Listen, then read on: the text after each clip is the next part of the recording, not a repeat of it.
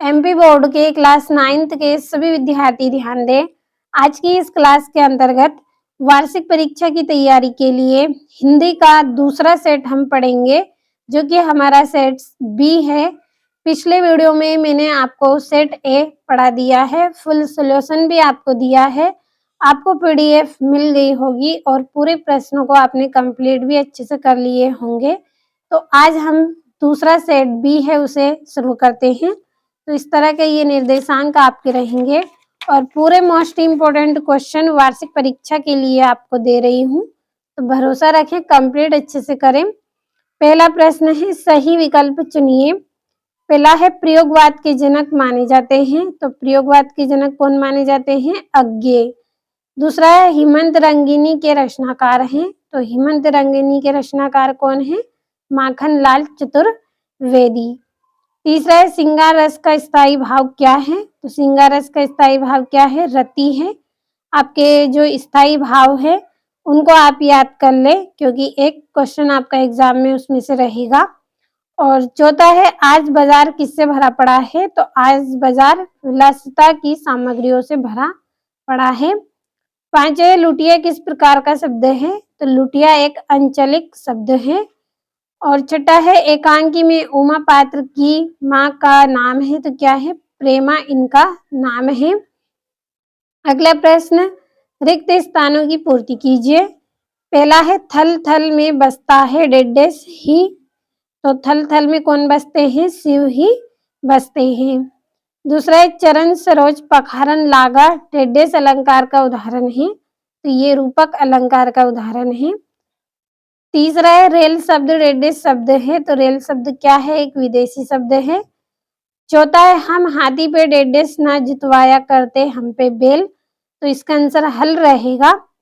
और पांचवा है, डाडे तिब्बत में सबसे डेडेस की जगह है, तो क्या है? खतरे की जगह है।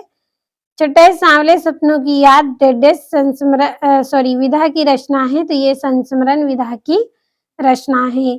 और आगे आपके ये जो प्रश्न है, यहाँ से 2-2 नंबर वाले प्रश्न है, ये संदर्भ प्रसंग व्याख्या है आपकी। सभी के आंसर अगर आपको लेना है तो वीडियो के डिस्क्रिप्शन में आपको नंबर मिलेंगे, उन नंबरों पे आप कॉल कर लीजिए, आपको पीडीएफ मिलेगी और किस तरह से आपको पीडीएफ लेना है इसकी पूरी जानकारी भी आपको मिलेगी, तो उन नंबरों पे कॉल जरूर करिए। अब अगले प्रश्न की ओर हम बढ़ते हैं। और तीसरा प्रश्न, सही जोड़ी बनाइए।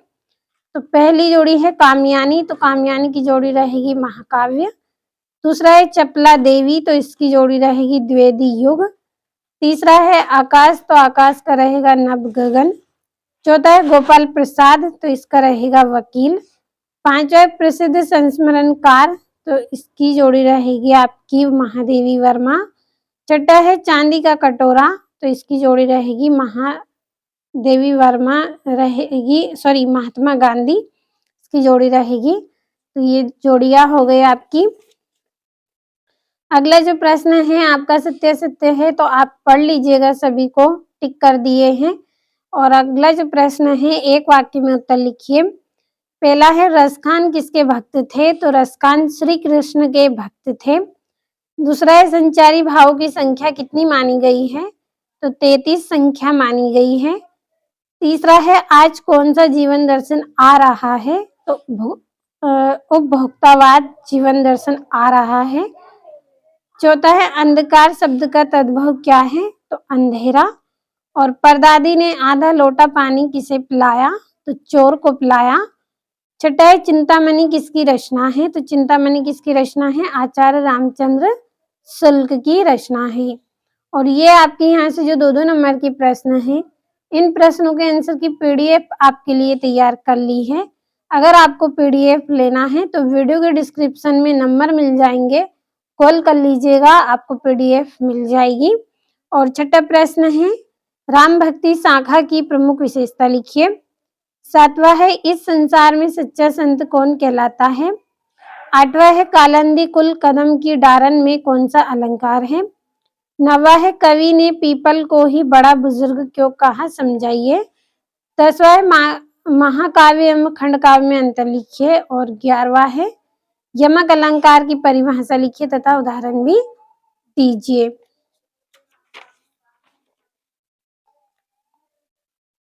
12वां है नाटक और एकांकी में अंतर लिखिए। 13वां है महादेवी वर्मा की भाषा शैली की विशेषता लिखिए। 14 किन घटनाओं से पता चलता है कि हीरा और मोती में गहरी दोस्ती थी। 15 है प्रेमचंद्र के फटे जूते पाठ के आधार पर प्रेमचंद्र के व्यक्तित्व की 2 विशेषता लिखिए। और ये आपका 16वां समास किसे कहते हैं उसके भेद लिखिए। मृत्यु का तरल दूत किसे कहा गया है और क्यों। और 18वां है जिसमें निम्नलिखित काव्यांश का संदर्भ सहित भावार्थ लिखिए 3 नंबर में। तो वीडियो के डिस्क्रिप्शन में आपको नंबर मिल जाएंगे। अगर आप पीडीएफ लेना चाहते हैं तो कॉल जरूर करें। और 19वें में संदर्भ प्रसंग व्याख्या करनी है 3 नंबर में।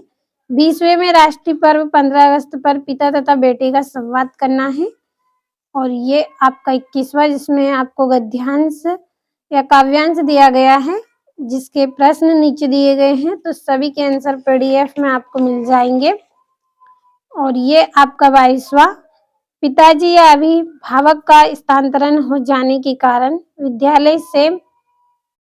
विद्यालय से आपको स्थानांतरण प्रमाण पत्र यानी कि टीसी प्राप्त करने हेतु तो आवेदन पत्र लिखना है 4 नंबर में। और निम्नलिखित में से किसी एक विषय पर निबंध लिखना है। मेरा प्रिय त्योहार दिवाली, वृक्षारोपण, विद्यार्थी और अनुशासन, कंप्यूटर की उपयोगिता या फिर भारत की एकता, भारत की राष्ट्रीय एकता। तो इतने ऑप्शन दिए गए हैं, कोई एक निबंध आपको करना है।